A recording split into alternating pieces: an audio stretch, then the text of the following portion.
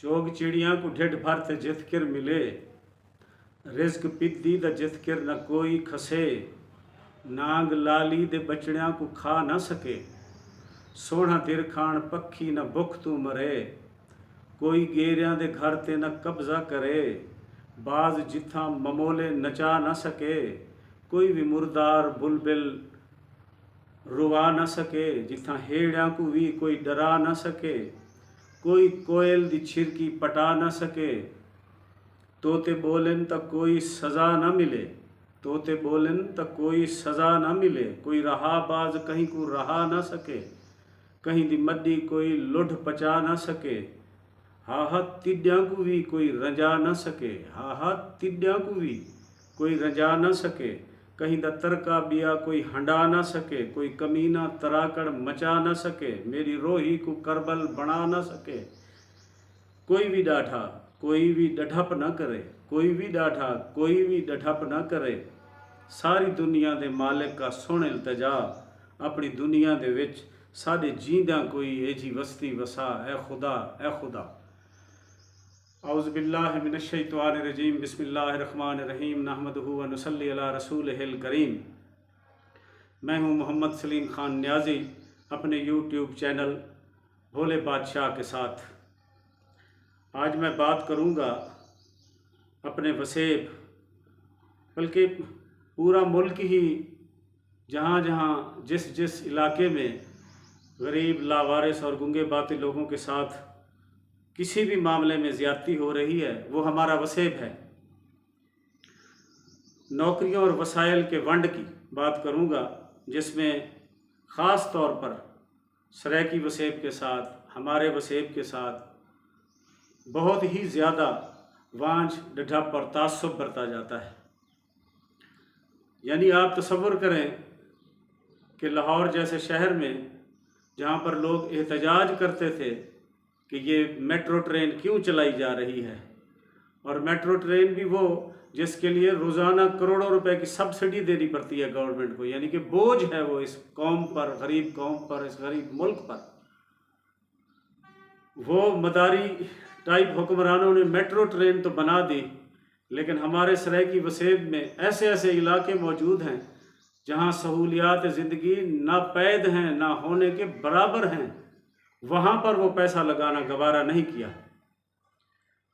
क्योंकि अपर पंजाब में बसने वाले वो लोग जिनकी अक्सरियत पिछले कई दिहाइयों से मुख्तलिफ शक्लों में इस मुल्क पर हुक्मरानी कर रही है, वो अपने आप को, और ये फितना इंसानों में मौजूद होता है, ये एक ऐसा गिरोह है जो अपने आप को हुक्मरानी के लायक समझता है और सबसे ज़्यादा अपने आप को ज़हीन समझता है, और दूसरे जो हमारे जैसे गरीब लोग हैं, लावारिस लोग हैं, उनकी राय को अहमियत नहीं देता, बल्कि फिर अगर हम अपने हकूक़ की बात करें तो उनको उल्टा भाईचारे के ख़िलाफ़ साजिश और तासुब का नाम दे दिया जाता है। तो हमारे इलाके में जो नौकरियां हैं, ख़ास तौर पर मैं आज नौकरियों की बात करूंगा, हमारे वसेब के नौजवानों के साथ बहुत ज़्यादा जुल्म होता है इस मामले में। यानी आप तसव्वुर करें कि गरीब लावारिस लोग पता नहीं कैसे किस तरह अपना पेट काट कर और मुश्किलात का सामना करके अपनी औलाद को आला तालीम दिलवाते हैं, और फिर जब वो डिग्रियां उठाकर एक एक इदारे में जाकर अपनी दरख्वास्तों का जो हशर होता देखते हैं, तो फिर उनके दिल पर क्या गुजरती है। ये हमारे वसेब के आप घर घर में, उन घरों में चंद जेड़े डाढ़े तकड़े लोग, जद्दी पुश्ती अमीर लोग, उन्होंने घरों को छोड़ते हमारे उन घरों में आप चक्कर लगाकर उन मसाइल को अपनी आँखों से देखें, और फिर उन बच्चों की, उन नौजवानों की फ़ाइलों को देखें, तो आपको एहसास होगा कि कितनी बड़ी ज़्यादती इस इलाके के नौजवानों के साथ हो रही है। हमने हमेशा पुरअमन जिद्दोजहद की है, अल्लाह पर हमें यकीन है जो कहीं ना कहीं दिहाड़े मेरा रब इन्हां ज़ालिमां दे दिल फेर देसी, इन्हां को हया देसी।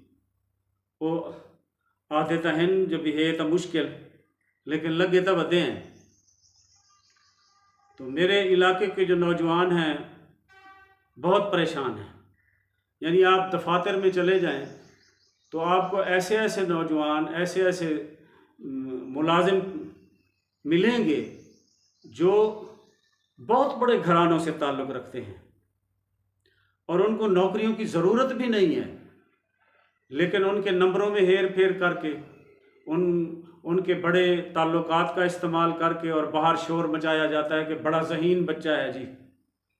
जो इम्तिहानात में जो कुछ होता है, इंटरव्यूज़ में जो कुछ होता है, अब ये ढकी छुपी बातें तो रही नहीं।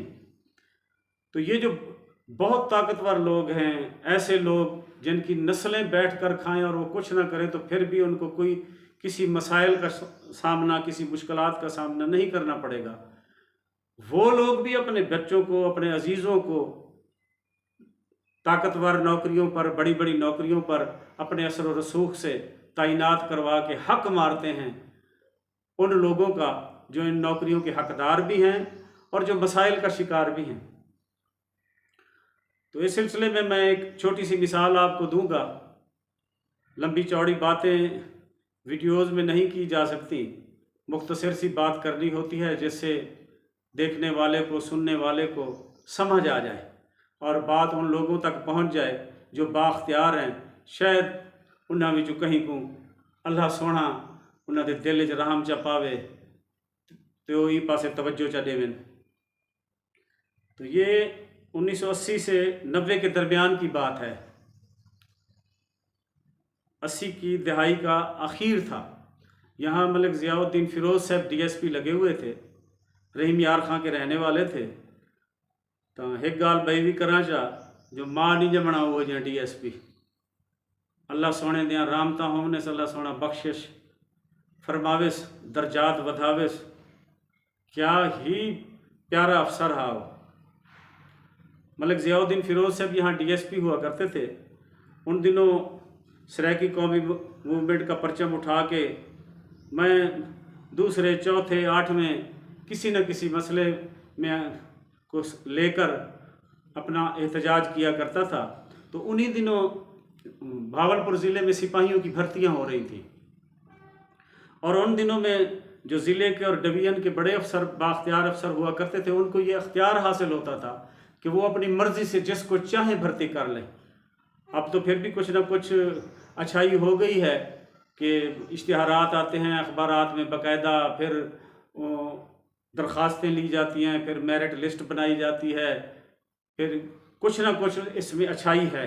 अगरचे इनमें भी बहुत शिकायत आती हैं, लेकिन फिर भी कम अज़ कम ये उन दिनों से बहुत अच्छा है जिन दिनों में अफसर अपनी मर्ज़ी से भर्ती किया करते थे।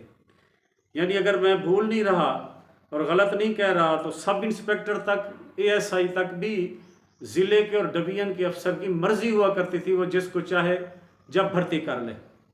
तो उन्हीं दिनों में मुझे भावलपुर SP ऑफिस में काम करने वाले अहलकारों ने बताया कि सिपाहियों की भर्तियां हो रही हैं, लेकिन साहिब अपर पंजाब के इलाकों से और अपने दोस्त अहबाब को, अजीज़ों को, ताल्लुक़दारों को वहाँ से बुलवा कर यहाँ के जेली डोमिसाइल बनवा कर सिपाही भर्ती कर रहे हैं और वसेब के बच्चे जो हैं उनको महरूम किया जा रहा है। मैंने एक जुलूस निकाला और चौक मुनीर शहीद पर इस जुल्म के ख़िलाफ़ एहतजाज किया। उस एहतजाज की ख़बरें तमाम अखबारात में छपी, ऊपर तक गईं।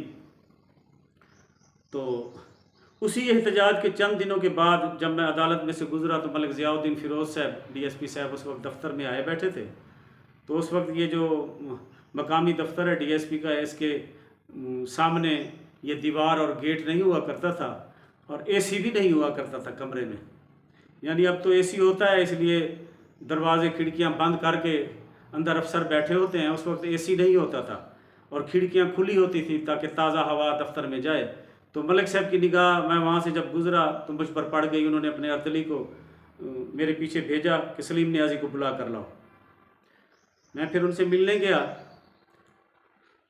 तो चाय बिस्कुट के दौरान उन्होंने मुझे शाबाश दी और उनके लफ्ज़ मुझे आज तक नहीं भूलते। उन्होंने कहा, सलीम नियाज़ी लोग तुहानू वोट देण ना देण, तुहाडे ते भावें जिन्ने फतवे लाण ते तुहाडी इस सियासी भज नस नूं पसंद करन ना करन, एक फ़ायदा हो गया तेरे 4-5 दिन पहले जलूस कड्ढण दा इस इलाके दे लोकां नूं कि DIG साहब ने एक मीटिंग सद्दी सी ते ਉਹਦੇ 'ਚ ਉਹਨੇ ਸਾਨੂੰ ਸਾਰੇ ਅਫਸਰਾਂ ਨੂੰ ਵੀ ਤੇ ਖਾਸ ਤੌਰ ਤੇ ਜਿਹੜਾ ਜ਼ਿਲ੍ਹੇ ਦੇ ਅਫਸਰ ਨੇ ਉਹਨਾਂ ਨੂੰ ਬੁਲਵਾ ਕੇ ਆਖਿਆ ਕਿ ਯਾਰੋ ਅਹਿਮਦਪੁਰ ਸ਼ਰਕੀਆ 'ਚ ਜਿਹੜਾ ਮੁੰਡਾ 3 ਰੰਗਾ ਝੰਡਾ ਚੁੱਕ ਕੇ ਤੇ ਜਲੂਸ ਕੱਢਦਾ ਫਿਰਦਾ ਵੀ ਸਾਡੇ ਇਲਾਕੇ ਦੇ ਬੱਚਿਆਂ ਨੂੰ ਸਿਪਾਹੀ ਭਰਤੀ ਕਰੋ, ਗੱਲ ਤਾਂ ਉਹਦੀ ਦਰੁਸਤ ਹੈ।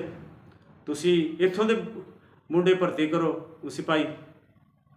ਤੇ ਤੁਹਾਨੂੰ ਮੁਬਾਰਕ ਹੋਵੇ ਸਲੀਮ ਨਿਆਜ਼ੀ ਕਿ ਹੁਣ ਜਿਹੜੇ 2 4 8 10 ਹੋਣੇ ਸਨ ਉਹ ਤਾਂ ਹੋ ਗਏ ਤੇ ਹੁਣ ਨਵੇਂ ਜਿੰਨੇ ਵੀ ਭਰਤੀ ਹੋਣਗੇ ਉਹ ਤੇਰੇ इस इलाके ਦੇ ਹੀ ਹੋਣਗੇ, ਤੈਨੂੰ मुबारक होवे। तो मुझे वो बात आज तक नहीं भूली। तो इसीलिए हर सतह पर ये मैंने कोई बहादुरी नहीं की थी, ना मैं ये क्रेडिट लेने की कोशिश कर रहा हूँ। तो अपने वसेब के हकूक़ के लिए लंबी लड़ाई है, लड़ रहा हूँ। 1988 में सराइकी कौमी मूवमेंट बनाई थी और उस दिन से लेकर आज तक कोई भी प्लेटफार्म ऐसा नहीं है जहाँ मुझे मौका मिला हो और मैंने अपने वसेब के हकूक़ की बात ना की हो। मैं सुरखरू हूँ इस मामले में। तो मैं तमाम अपने दोस्तों से, भाइयों से, ख़ास तौर पर बाशऊर और पढ़े लिखे नौजवानों से ये दरख्वास्त